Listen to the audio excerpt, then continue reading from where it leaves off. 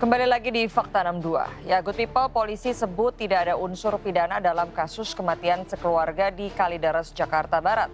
Anggota keluarga meninggal dunia di rentang waktu yang berbeda, namun tidak dikebumikan disebut terkendala biaya.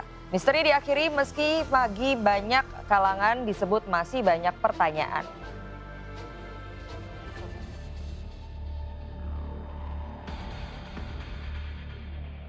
Misteri kematian satu keluarga di Kalideres, Jakarta bermuara.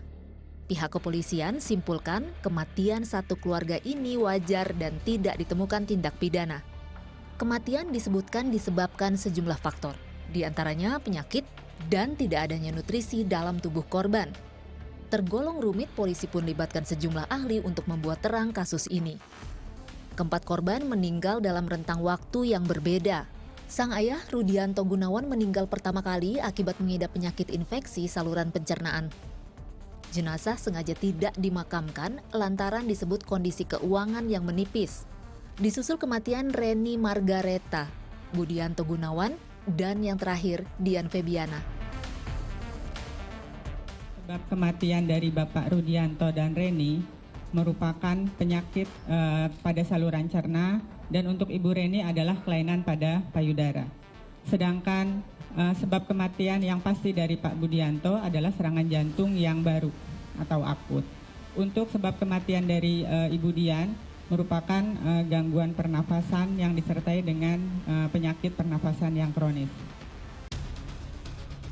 Dengan tidak ditemukannya unsur pidana, Polda Metro Jaya secara resmi menutup penyelidikan kasus ini.